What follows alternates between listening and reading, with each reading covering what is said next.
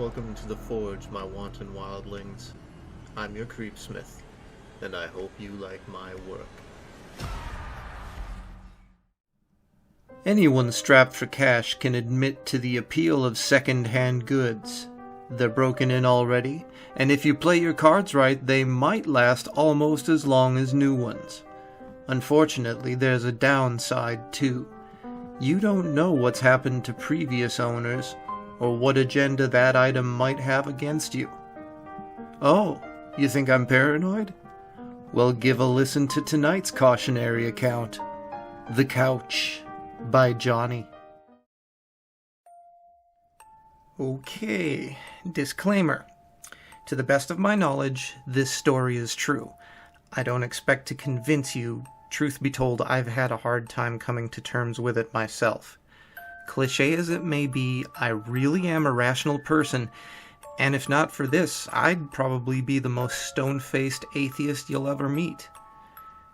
But after much internal struggle and debate, I've come to the conclusion that there are things in this life that simply can't be explained with reason, at least in the form which we know it in. Logic, for all the trust that we place in it, is really nothing more than a candle, all too easily snuffed out.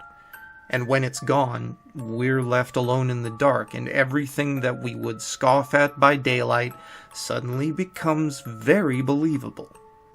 Alright, before I wax too melodramatic, here's my story. I was very young, only 4 or 5 at most, before either of my siblings had been born. It was just Mommy and Daddy and me living in our little house in Great Bend, Kansas. I know, very quaint. We were a young family without much money, and most of our furniture was second-hand. It was the middle of the day, summer, hot, boring. I was playing marbles by myself on the thin carpet beside the huge old flower-patterned couch. Mom was down the hall in the kitchen, and Dad was at work. Why I was trying to roll marbles around on the carpet, I don't know. We had a perfectly good linoleum floor after all, but there I was, swishing the marbles back and forth, happily bouncing them into each other. Then, in my overzealous enthusiasm, I rolled one too hard. My favorite marble, the clear ruby red one, zipped into the dark space under the couch and was lost. Damn it. Dad wasn't home, and he was the only one strong enough to move that huge old couch for me. I'd have to get my marble back myself. I reached my hand under the couch, tentatively at first, then deeper. Encountering no marbles, I pulled my hand out in disappointment.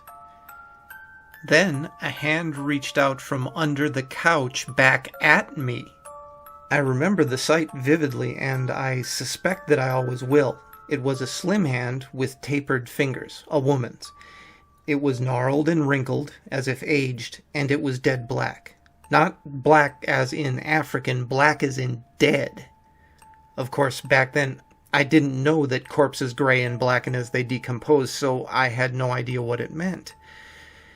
The hand reached out to me as far as it could, which was just up to the wrists. Then it retreated under the couch. Then it emerged again, and this time it was pushing with it a little crumpled-up plastic bag with a logo on it that I didn't recognize. It waited as if expecting me to take the bag. Then, when I didn't, it pulled the bag back under the couch and it was gone. I got up, walked down to the kitchen, and told my mommy what had happened. Why didn't I run screaming? Or at least run? I really don't know. All I can say is I was a little kid, and a hand reaching out from under the couch at me didn't seem like that huge a deal. I hadn't yet learned what was and wasn't permissible in reality. I had no worldview. Mom was skeptical, but walked me back to the couch and explained how I was probably imagining things. She even reached her hand under the couch to convince me that there was nothing down there.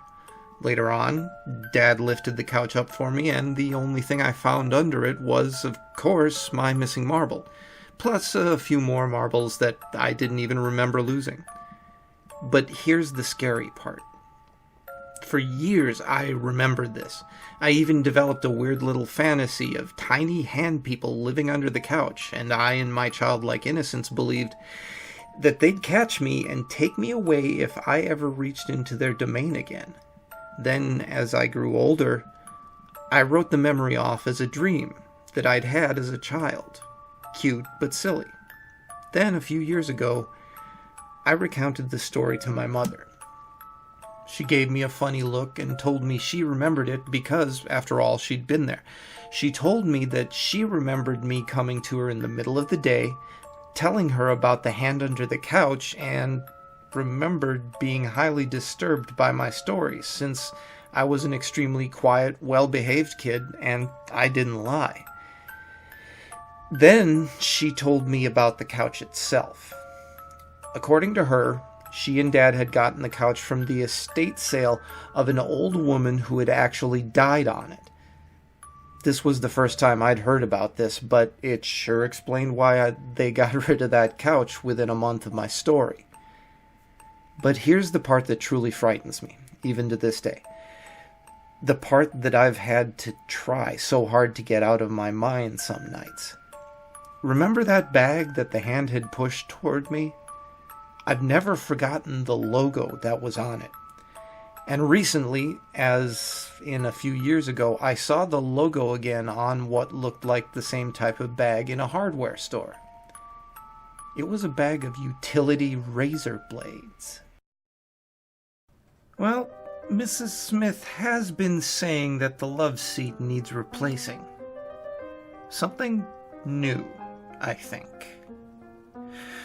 Keep yourselves safe till next we meet, wildlings. Stay scary and make the most of your nights.